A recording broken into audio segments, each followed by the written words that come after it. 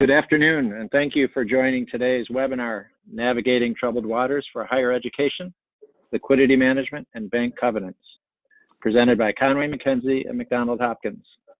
My name is Andy Dillon, and I'm the Executive Director for Conway McKenzie's Government, Municipal, and Education Practice.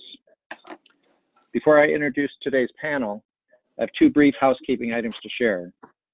We will be happy to address any questions from the audience at the conclusion of our presentation. You can submit your questions by emailing events@mcdonaldhopkins.com at any time during the webinar. Again, that's events@mcdonaldhopkins.com. Additionally, the slides used in today's presentation are available for download in the Handouts tab on the GoToWebinar control panel. That's the end of the housekeeping. So now I'll introduce you to today's panelists. For McDonald Hopkins, we have Stephen Gross, who's the co-chair of their business restructuring practice, and Teresa Metcalf-Beasley, who's the chair of the public law practice. From Conway McKenzie, we have Jesse York, who's the managing director out of our New York office, and a special advisor to Conway McKenzie is Mitchell Reese, former president of Washington College. As you'll see in today's presentation, we'll go from the big macro picture to don't waste a crisis, down to the more specific granular items like addressing bond covenant defaults, how to negotiate with creditors, and how to manage liquidity. So with that, we're going to open up with Mitchell Reese talking about don't waste a crisis. Thank you, Andy. My name is Mitchell Reese. Good afternoon, and thank you for joining us. In the midst of this pandemic, there is a silver lining. Colleges and universities now have an opportunity to reimagine their campus. Before the pandemic, some issues may have been difficult or impossible to discuss or consider. Now, because of the pandemic, they're not only possible, some may even be inevitable. But I suspect that the culture that prevailed on your campus before the pandemic isn't well suited to addressing the unprecedented challenges colleges and universities are now facing. If your campus is like most academic institutions, it has adopted a traditional top-down decision-making model. The administration keeps most of the annual budget and capital expenditure information very close to the vest, doling out as little information as possible to the faculty and staff. That may also be true with other sensitive information, such as strategic planning or fundraising efforts. In academic terms, this has led to what might be called a trust deficit. From my experience in academia, I know that this approach has created a lot of mistrust between the administration and faculty, mistrust that handicapped the institutions I worked at. Today, that trust deficit could prove fatal to your institution. Why is that? For three reasons. First, because the pandemic has created the need for colleges and universities to take existential decisions in real time. You no longer have the luxury of forming a faculty committee to study the issue and have it report back in a few years. Second, because you are having to take these decisions with far less information than you are used to or are comfortable with, you are trying to navigate in uncharted waters. And third, and most importantly, you are asking your faculty and staff to take an unprecedented amount of personal risk to their health and the health of their families by asking them to return to campus and teach this fall. Your faculty and staff are not just line items on a spreadsheet. They are your indispensable partners. Including them in decisions where their lives are at risk is not just a smart thing to do. I think it's a moral imperative that you owe them. My main point is that you need to create a new social contract. In short, you now have the opportunity to reset your culture. What I'm proposing might be called a radical transparency model. I don't mean just more communications, although that's always useful. I'm talking specifically about opening the books and sharing financial and budget information in any strategic planning you do. You need to give the faculty and staff a seat at the table where the decisions are actually made. To be clear, I'm not talking about inviting the multitudes. I am talking about including a limited number of key faculty and staff leaders and influencers. Trust is more important today than ever before because the pandemic has deepened the trust deficit that already exists on many campuses between the administration and the faculty and staff. The goal of radical transparency is to overcome the trust deficit and build personal and professional trust across your institution. A culture reset will allow you to better address the challenges your institution faces and bring along your key stakeholders. Now, for some of you, this advice may sound counterintuitive. You may be thinking that including more voices around the table will distract you from important business, will allow people to raise personal agendas and otherwise slow down decision-making. Please resist that feeling. In my experience, a radical transparency approach, which includes giving more stakeholders a seat at the table, has always resulted in a healthier workplace culture and much better outcomes. And so I have a pilot test case to propose to you. Let's call it thinking about the unthinkable. Bring the administration together with faculty and staff as soon as possible and ask them to develop a very specific contingency plan. The question to answer is, under what circumstances this fall would you decide to shut down the campus and send the students home again? All colleges and universities ought to be working out the answer to this question now, if they haven't already, but I'm guessing that very few have done so. There's no single answer that will fit the complex circumstances of every college or university, but the process alone will be valuable. There are enormous advantages to working through the answer to this question before you find yourself overwhelmed in the middle of a second wave of infections and illness. And having all these voices in the room will improve the exercise and ensure that faculty and staff are invested in the plan should you have to make that fateful decision. It will allow you to build trust now with the key stakeholders that you may need to draw upon later. Now, my colleagues are going to talk in the next few minutes about finance, operations, liquidity management, long-term planning, bond covenants, and other issues. I think they'd all agree that whatever course of action you decide on any or all of these issues, your institution will be much stronger and more resilient if you can use this moment to reimagine your campus, reset your culture, and be radically transparent with your faculty and staff. If you believe that everyone at your institution is in this fight, then don't waste this crisis. Everyone needs to be aligned to do battle. Give your colleagues the tools they need to help you. Thank you very much. Back to you, Andy. Great. Thank you, Mitchell. And that's a great introduction to the next slide. Obviously, COVID has been underway for some time now, and we have a very specific agenda today, which is about liquidity management and managing bond covenants. But before we jump into those, it's important to put it into the context. And if you see on the top left corner there, developing a crisis management team is one of the first things you do, and we'll assume most have done that by now.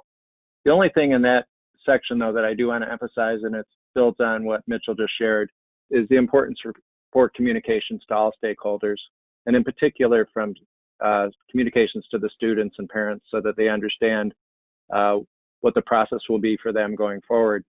As that plan gets developed, I'm going to hand it off to Jesse York from Conway McKenzie to discuss the next steps. Thank you.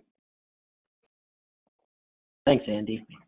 And later in the presentation, we'll address some tactical measures to stabilize operations and enhance liquidity. And really all you're doing in that first phase is buying yourself time to move to phase 2 and 3 here, which is developing a plan and negotiating with stakeholders. So the more success you have in kind of building a liquidity runway is going to determine how long of a window you have to develop a plan.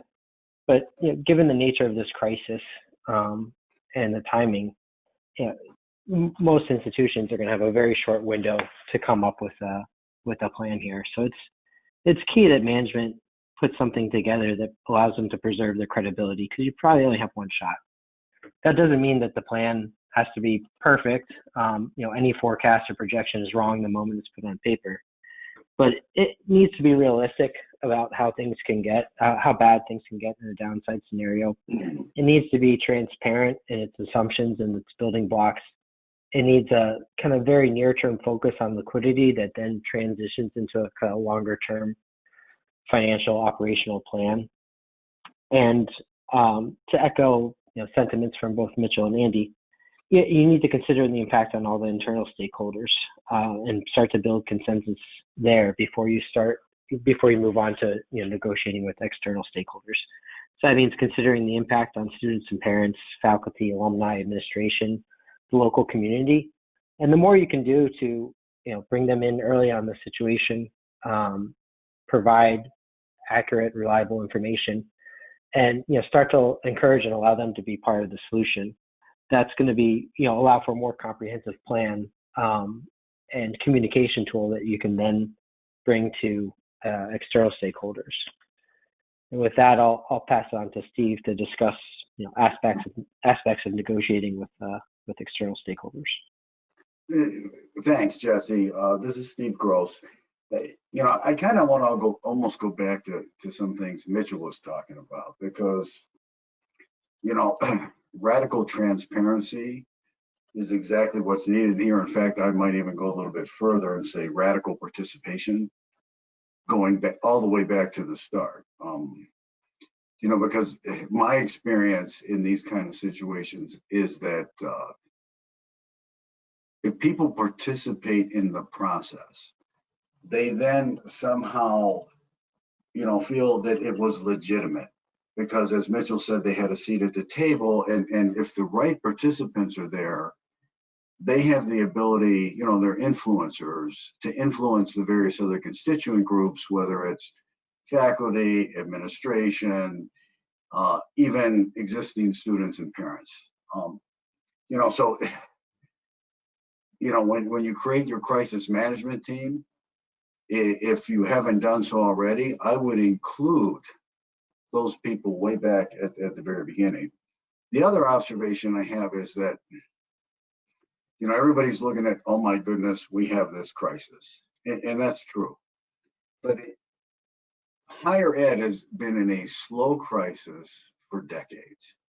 And I think this is an opportunity, as Mitchell noted, for us to change things, or for you to change things on your campus, to address the issues that you've been unable to handle earlier.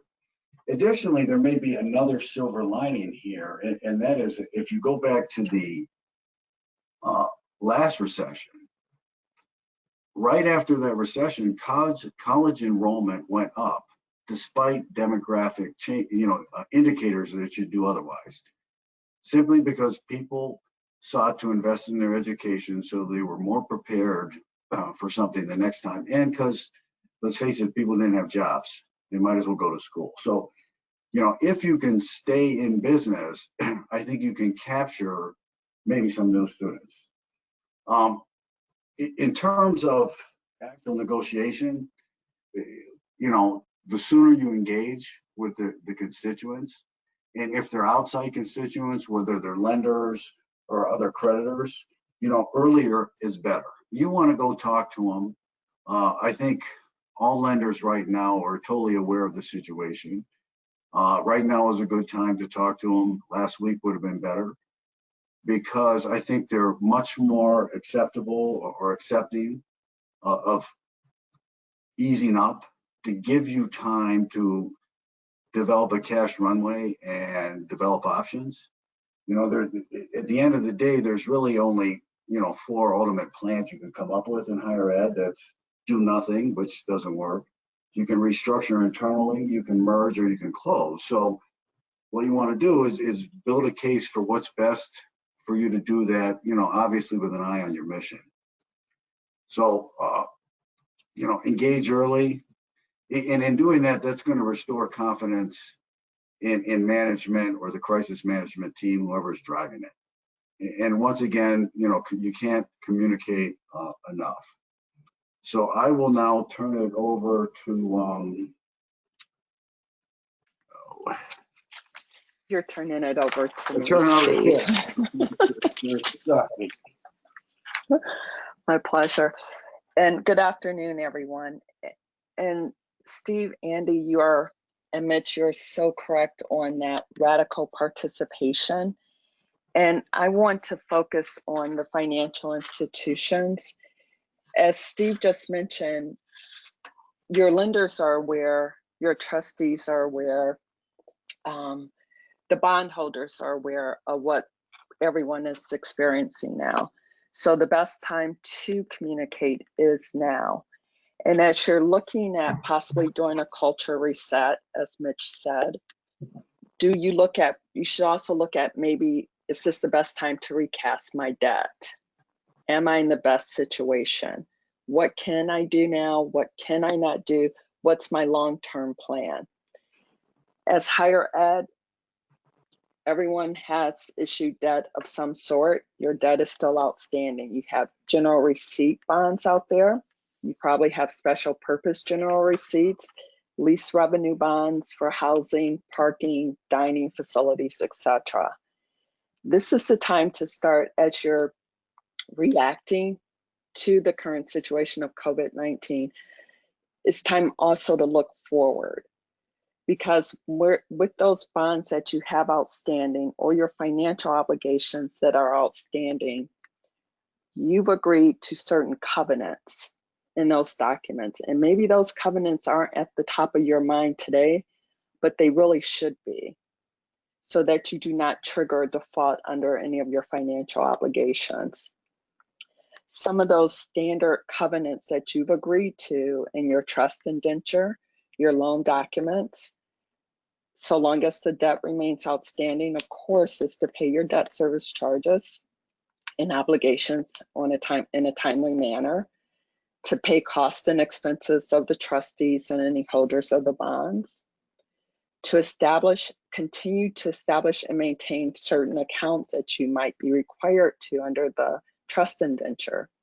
It could be a bond reserve fund, capital repair account, but you still have to keep maintaining those accounts, funds, reporting, etc., so that you do remain in compliance with your covenants. Another key covenant that many of us have are to maintain certain debt coverage ratios. A lot of times these are only tested annually. However, you may want to look to say, where am I going to be? Where am I today? Because not maintaining that debt coverage ratio could put you in jeopardy. What happens if there's, some typical events of default, which of course we don't want to trigger, and this is why participation of stakeholders is so important. If you fail to make a debt service payment, if you fail to pay interest or principal, or you admit your inability to pay debts.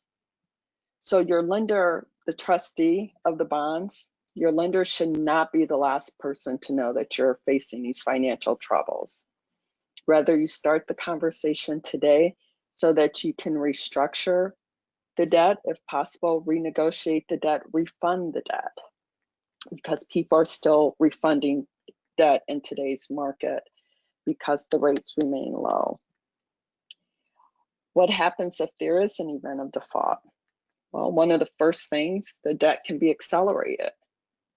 Well, if you didn't make the principal payment or the interest payment, for sure you can't pay the accelerated debt payment. Other experience, downgrade in ratings. It will hurt you when you go to do future bond issuances, because it shows that you failed to make a payment, you weren't called in default, etc. And a downgrade in your ratings, which might have caused you to require some type of credit enhancement, which will cost more to the debt that you are trying to raise. Of course, another is the bondholders through the trustee could appoint a receiver to manage your general receipts as they come in and to make sure they're dispersed appropriately. A trustee could take over the property if it's a housing facility, parking facility, etc. So I can't emphasize enough the importance of early communication. And as you all are aware, when you have outstanding bonds, you're required to comply with Rule 15C212, that in case of certain events, you're required to post those on Emma in a timely manner. So continuing disclosure is important, even in this state, our current state. Although everyone knows what's going on, it's still important that you maintain and comply with your continuing disclosure requirements. Prior to 2019, when the amendment to 15C212 went into effect, your event notice requirements, failure to make principal and interest payments, defaults with respect to bonds if material, which you will need to determine if it's material. If your debt service coverage ratio is in default, that might be considered material depending on how off you are. Any unscheduled draws on your debt service reserve or credit enhancements most likely are reflecting financial difficulties, and that will be required to be disclosed on Emma and posted. Any rating changes. So if you were in the middle of being rated and you've been downgraded, that needs to be disclosed. Again, the communication is so important, and posting to Emma pursuant to Rule 15C212 is that communication and transparency that bondholders are looking for. And as I mentioned earlier, and as you are aware, most of you probably, there are 16 events that are defined under Rule 15C212 that require disclosure. The last two that were recently added where we had to start compliance was in 2019, February of 2019. And I think this is probably two of the important items for consideration today is the incurrence of a financial obligation of the debt issuer, the obligated person, which might affect bondholders if it's material. So we have to define if it's material or not, and that's why looking at your documents for any outstanding debt obligations is important to see what do I have to comply with and what do I have to report. The last item that was included in the 2019 amendment includes the default, event or acceleration, termination, or other similar event of a financial obligation. And to me, that's really important because we have management contracts for housing, for dining, for parking. We have large agreements that if you as higher ed or as the borrower defaults, or if there's a material change, a termination, that needs to be reported and disclosed. So I just have to bring it all together with what Steve has said, what Mitch has said, and what Andy has said, participation. And at the same time, when you're doing a cultural reset, radical transparency, look at your financing documents as part of that work, to have a team, review what I have in place, and if necessary, bring in your legal counsel, your FA, to say, what can I do better with my financial obligations right now? And Steve, I'm going to hand it back to you. Thanks, Teresa. No, and that's a good segue into how I sort of approach lenders, especially in this area. You know, you need to start off knowing where the tripwires are before you can even assess them, because I can assure you that your lenders and the bond trustees and their counsel know exactly where they are. You know, they know where the defaults are. You know, they must sleep with the documents sometimes, I think. In any event, my key thing is, which is I guess turning into the theme here, is go early. Don't wait till you have a covenant default, because if you get to a lender ahead of time, and many times you can get them to waive it, to excuse it, so that you're not in a situation where you have a default that has to be reported under EMA. And how do you do that? Well, first of all, you can't just walk in there and say, I've got this big problem. I'm a big believer in sitting down with a lender with detailed economic analysis of the current situation, exactly what's going on, and what, potential solutions are. Don't go to a lender without some idea, even if the solution is I need 6 weeks, but here's how I'm going to get by. Here's my cash flow for 6 weeks. Go to them with a solution, because my experience is if you create a vacuum, somebody will fill it. And you'd rather have control over that process. I also think having objective third-party analysis helps, because lenders have to justify their actions to somebody, as do bond trustees. And if you have a validated third-party report justifying what it is you're presenting to them, it just gives them, it makes their jobs easier. The bottom line is, what you're trying to do is initially buy time and preserve something of value to, enable you to restructure, sell, or, hopefully not close. But in all events, you need time to do that. And if you trip up along here, you're going to be creating the outcome, which is a closure. So, the key thing is get to them, have detailed analysis, have some recommendations. Don't go to them when you're running out of cash. Make sure you get to them long before you have a cash need, which seems commonsensical, but in a lot of situations I've been in, clients didn't react or do any of the stuff till, the ship was sailing, over the waterfall. You need to see that it's coming and address it ahead of time. And in terms of addressing it ahead of time and creating that liquidity runway, I'll turn it over to Jesse. Thanks, Steve. If we could go to the next slide. Yeah, great. So, now that we've talked about crisis management and stakeholder negotiation from a strategic point of view, I'd like to discuss kind of the tactical aspects of liquidity management and, one of the most important tools out there to kind of achieve those tasks. So, as we mentioned a couple times, the goal is to buy time now in order to develop a plan and start to negotiate a solution.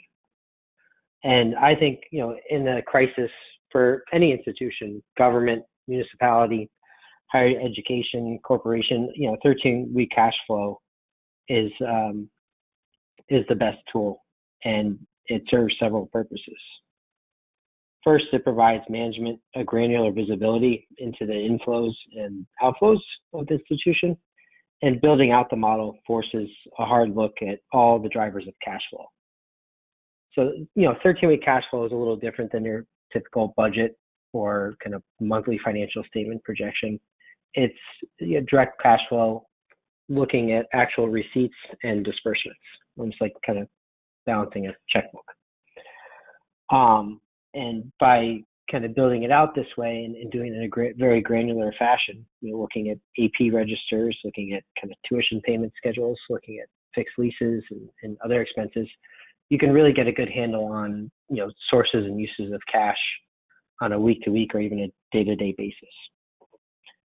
And once you have that and have kind of modeled it out, it gives you a foundation to evaluate various, restructuring initiatives or other kind of cost reduction or tuition enhancement or any sort of scenario that's being put out there. You can evaluate it with your cash flow model to understand the near and long-term impacts on liquidity.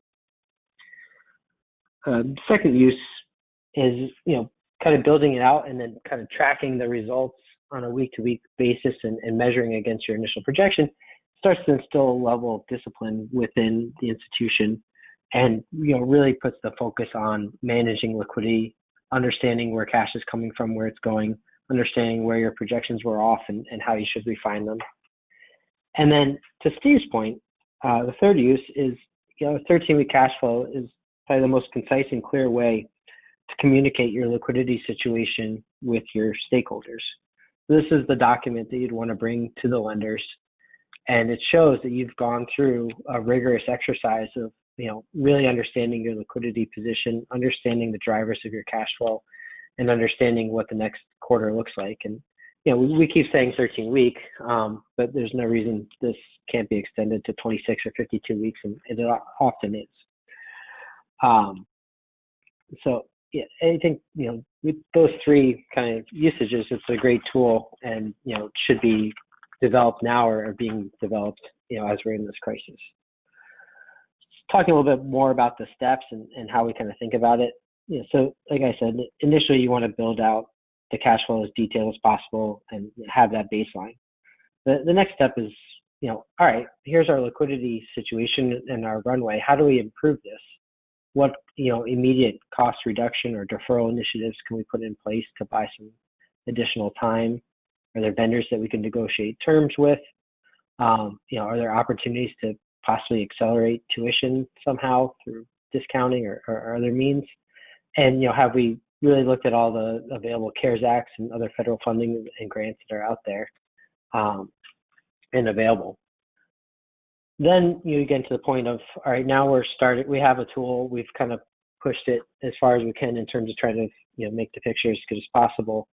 Now we can start communicating with stakeholders. We keep saying communicate early, and that's true, but you want to make sure you have something that's well thought out to communicate, that's shown that you've taken some initiative, and you have reliable, objective projections that can be discussed.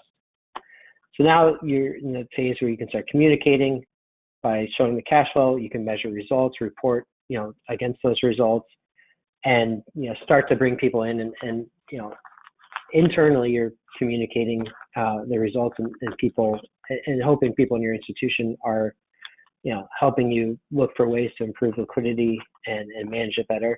And externally you're building credibility with your lenders and other stakeholders as you're either coming in close to your projections, or if you're not, you can easily explain why and point to where assumptions were off and how you're going to refine them. And then as you kind of start to build some credibility there and start talking about the longer term plans, you can transition this cash flow into a longer term forecast and refine it and start to look for kind of medium to long term solutions that are going to free up cash and allow you to execute your long term vision.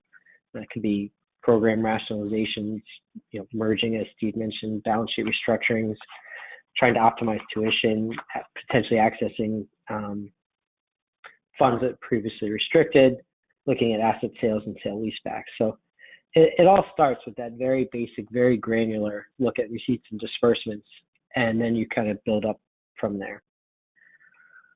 And with that, I think we've covered the main topics that we hope to cover today. So I guess we'll turn it over for questions, or I'll turn it back to Andy.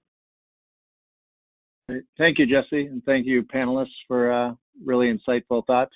Hey, Jesse, just to build on where you were, I'm the CFO of a university, and just by the nature of the organization chart and the way the university is set up, I have blind spots to some of the cash flows coming and going. How do you tackle that problem? Could be a department or a sports program that you just don't have the data for. So how do you assist the CFO solve that problem? Yeah, no, it's a great question. And I think you need to kind of quickly build a coalition within the university where you can access that data and have a kind of comprehensive, holistic view of liquidity. I think that's the first thing that needs to happen is inventorying, the cash management structure, understanding all the accounts that are out there, where cash comes in, where it goes out, what's, potentially restricted versus actually restricted, and kind of trying to centralize as much of it as possible and putting in, best practices in terms of cash management, and then starting to build out your projections from there. Great, thank you. So the first question that has come in, I think it's great, and Jesse, I'll have you lead this, but I think all the panelists can to pitch into this, but it's really blocking and tackling fundamental questions.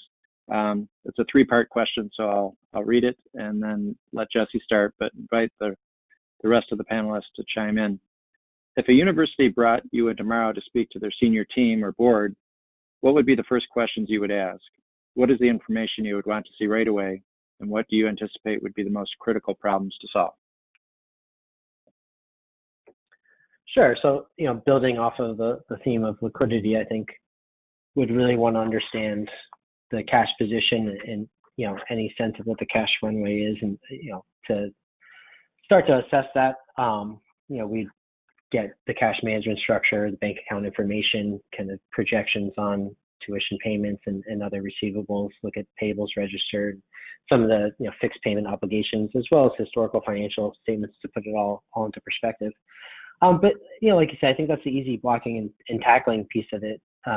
What I'd really be interested in specific to this crisis is, what are their initial downside projections and kind of what are their worst case scenarios? Because I have a feeling that, people may be a little overly optimistic or not being realistic in how bad things can get and how strained liquidity can be and how quickly that could happen. And so that's where I'd really want to spend time testing out and understanding, how far have they taken this and how bad are they thinking things can get. Yeah, this is Steve. Where I would go is somewhere in the same theme. It is, I would be really interested in what their assumptions are for top line revenue. It's easy to, at least on a short-term basis, to conserve cash by pushing out payables, negotiating interest and principal deferments, things like that. But long term, what is driving? What are their assumptions?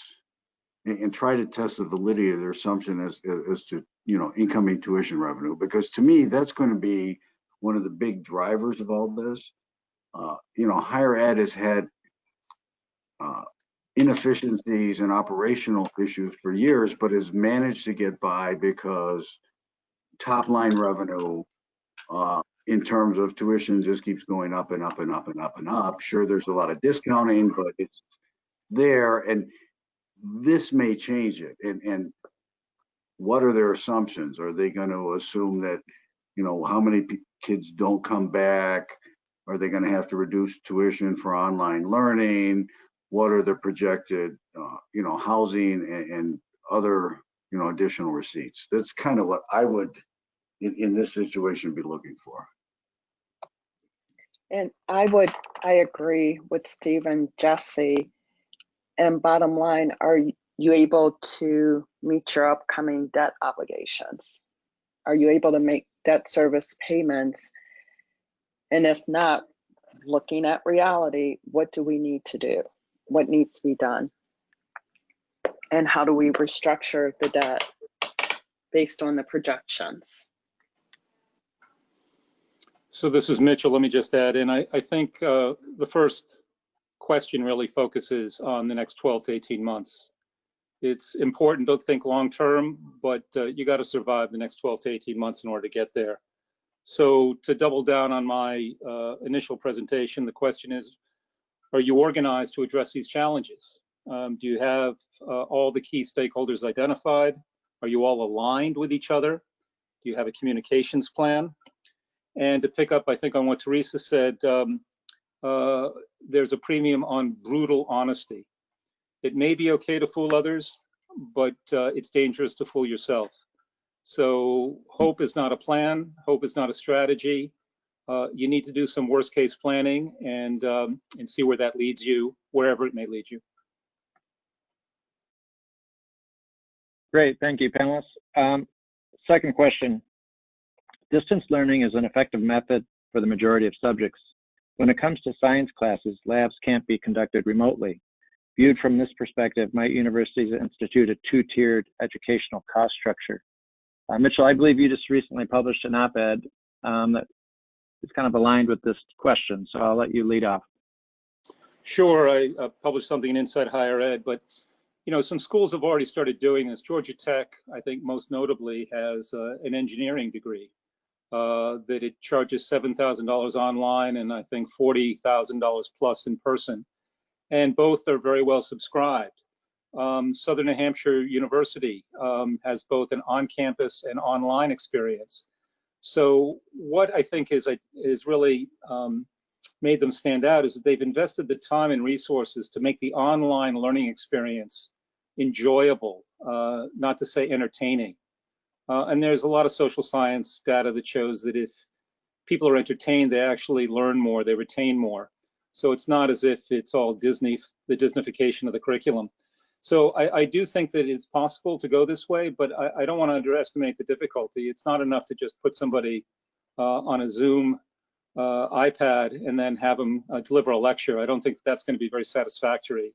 But I do think that you can find ways, and I think schools are going to be finding ways to deliver online content, and it should be at a lower price. And that's going to be a very interesting challenge for them. But I can see a two-tier structure developing, but I think it's going to be more challenging than people realize.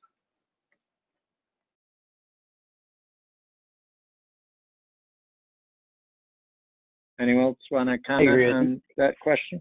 Yeah, no, I think it's, I agree with Mitchell. I think it's interesting. I think it'll work well for some colleges, but it's probably going to accelerate the demise of others, right? So if you have a successful online program where you're able to scale and you're not held back by some of the constraints that you would, by having physical campus and people, at physically located there, you're essentially pulling from, other schools' student pool. So I think it's a great way for some colleges that can do it right to kind of survive and thrive, but it's probably going to accelerate the demise of the others that, can't compete. Yeah, if I could just add one more point, I think there's still an appetite across the country for quote unquote the college experience. And it's far more than what happens inside the classroom. It's college sports, to cite the most obvious, but it's fraternities, sororities, it's parties, it's networking. So I think that where the growth in online education is going to be at the graduate level, or it's going to be in continuing education opportunities for people. And that's not a bad thing, given the extended lifetimes that we're expected to live these days, and given how many jobs that we are expected to have in the course of that lifetime. So I'm not sure that online education is necessarily going to prosper, at least in the short term, at the undergraduate level, but I can see it really taking off even more at the graduate and adult education spheres. Mitchell, this is Steve. Do you think that this gives, at least for a short period of time, some kind of advantage to the for-profit institutions? Because that's been predominantly their model for years. They're probably a little bit further ahead than the nonprofits. What are your thoughts on that?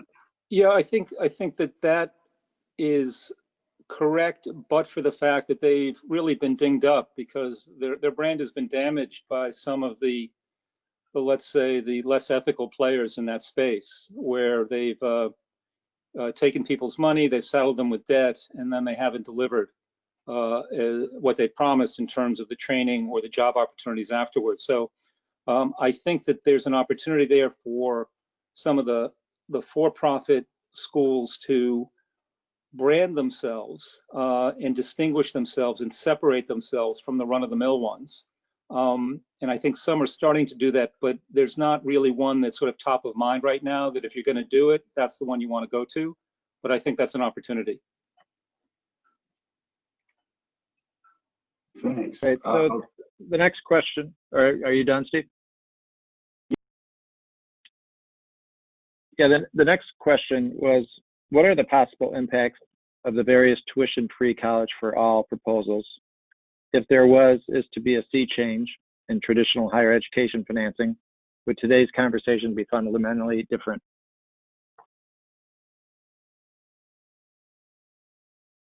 And I guess I'll build on that, and I'm going to direct this to you, Teresa. I've seen a couple of universities announce tuition-free fall semesters. Can that by itself trigger a default in any of the debt if a university contemplates that? Well, long as they know it may not trigger default, so long as there is sufficient receipts to pay the debt service. So and I'm not sure how they would be able to accomplish tuition free unless they're going to pull from their endowment. Because when you look at the general receipts being collected by the university or college, it's usually tuition is your highest grossing general receipt and expenses related to the student. So if you're not charging and you are able to pull that money from another source to make your debt service payment, you would not be in default.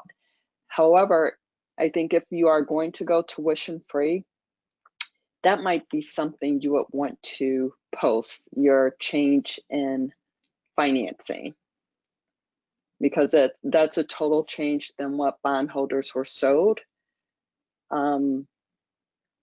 When you started the process, when you went to the market, and most likely in your offering statement, you said, these are general receipts over the past 5-7 years. This is what we expect to collect over the next 5-10 years while the debt's outstanding. So that's a significant change, which would be required to be disclosed. However, if you are able to make that debt service payment, so long as you're not violating any other covenants of the trust indenture, it would not be a default. And that's just high level without looking at any particular document, but very good question. And for those schools who can afford to go to tuition free, I think that's a wonderful thing for them and the parents. Yeah. But yeah, Right, no one's going to chime in on. Go ahead. Yeah, Go ahead, Jesse. So if you're thinking, long term, it probably doesn't change our conversation too much now. If you're just shifting tuition payments from kind of students' parents to, either funding from the endowment or, if you're looking at some of the longer term federal kind of government plans, you're still dealing with a lot of the challenges that have been there. The demographic shift, probably the oversupply of universities, and the high cost. So there's still restructuring and consolidation that needs to occur. Even if the source of kind of tuition shifts. Great. So this will move us to our last question. And I do want to just remind the audience that we're happy to answer questions even after today's webinar. So feel free to submit them and we'll respond via email. But the last question kind of pulls us back out of the micro and into the macro is, generally speaking, what different factors exist when the distressed entity you're working with is a university? And I think everyone can probably chime in briefly on that.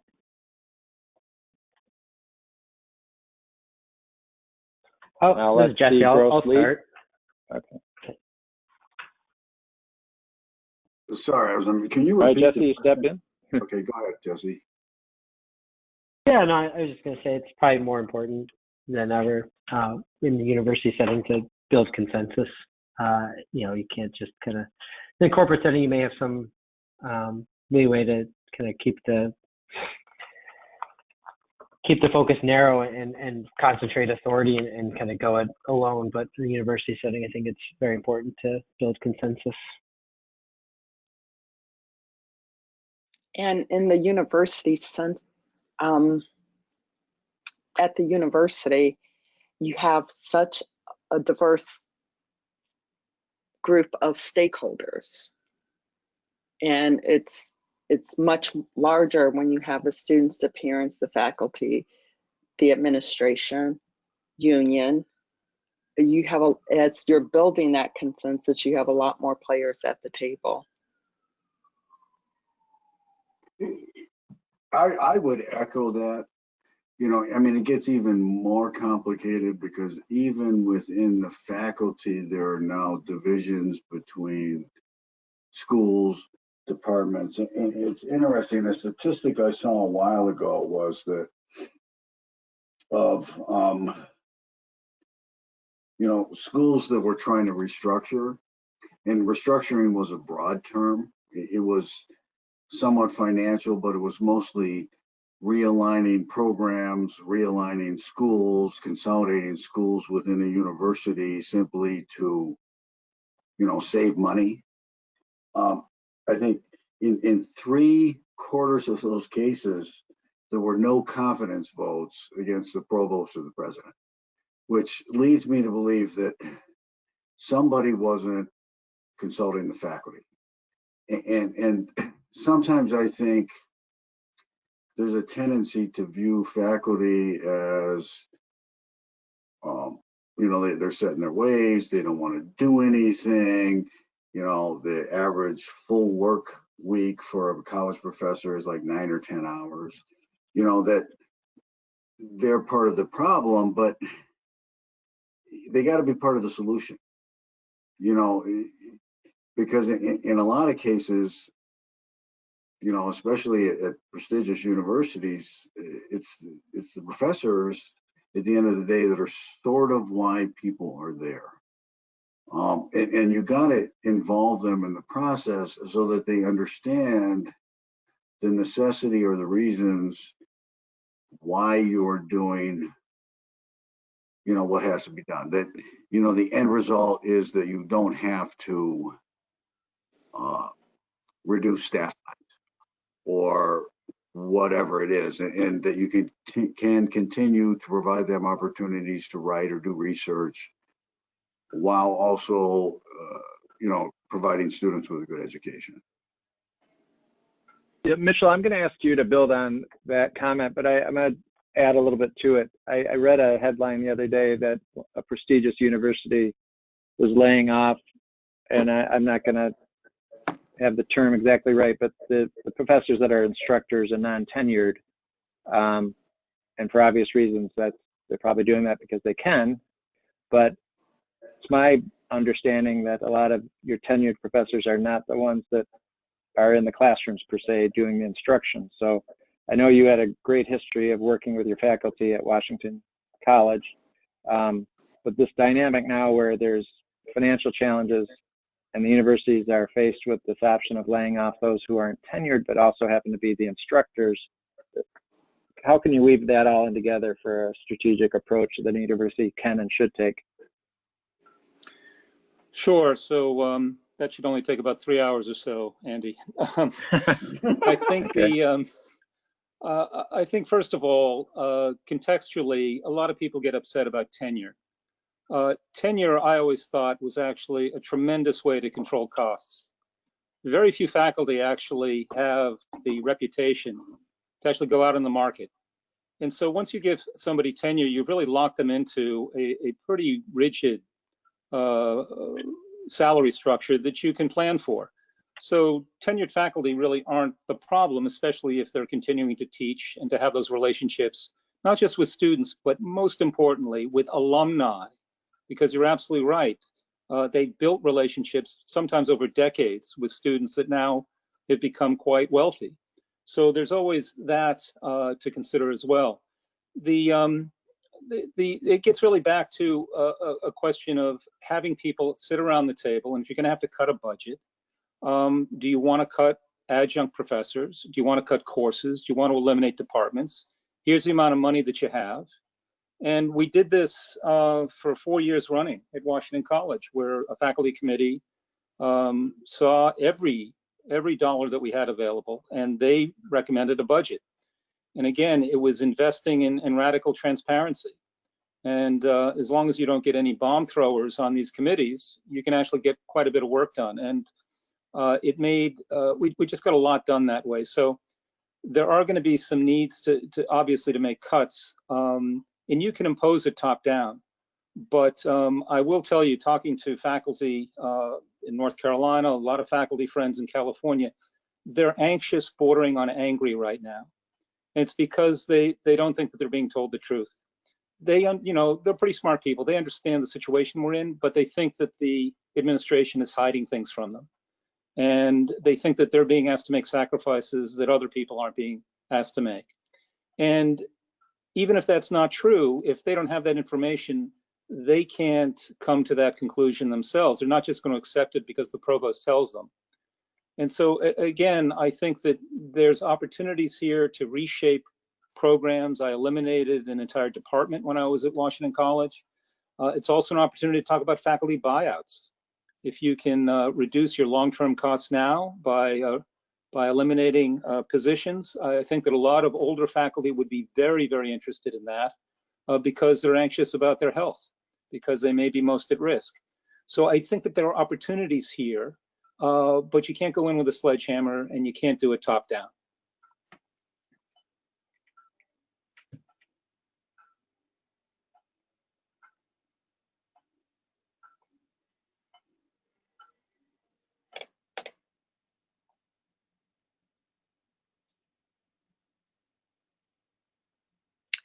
Hi, Andy. I see that another question has come through, so I'm just going to read it. I had myself on there mute. Yep, okay, yep. Go ahead. Yeah, so I think I said the last question was the last one, and we'll try to be done by 3, but we'll do one more. The pandemic has disproportionately hurt low-income students. What can universities do from a financial perspective to help those students?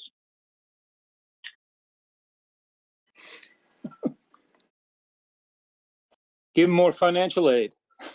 That's pretty easy solution if you have the financial ability to do it. But there are other ways also. You can try and make sure that there are opportunities on campus, whether it's mentoring, tutoring, whether it's being residential advisors in dormitories. There are other opportunities other than just giving them financial aid. So again, I think you have to be a little creative about it. The first challenge is recognizing that this is a real problem. If you've accepted this student to your university at one point, I think that there's a moral obligation to ensure that they're successful and that they can graduate. So it may mean doing a little bit more, but again, I think that there would be alumni out there that if you could put a case together would be very interested in supporting that type of effort by your institution. So again, I think you just need to open the aperture and not just think about throwing money willy-nilly at these folks, but providing other opportunities so that they can have that college experience that you want and that they deserve.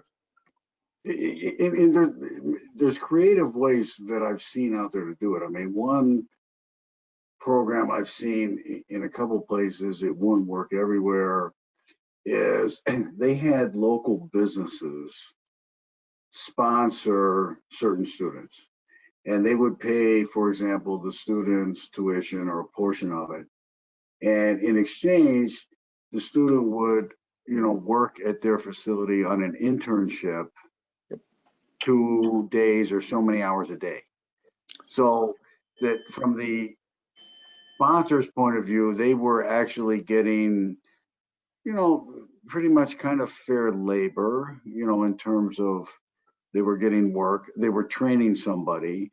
If it all worked, well, the person would be receiving a job or an offer at the end of the time period. And I saw that work, very well in a couple places. Like I said, it won't work anywhere. You have a lot of employment law considerations that you need to drill down on, but creative solutions like that can really help. Great. Well, we promised to conclude at 3, and I think we ran just a couple of minutes over, but I want to remind the participants that if you have any questions that weren't addressed, please look for an email from us or submit any questions that you still have to events@mcdonaldhopkins.com. And again, I want to thank you for joining us today. It was our pleasure to present this topic to you. So thank you very much for joining.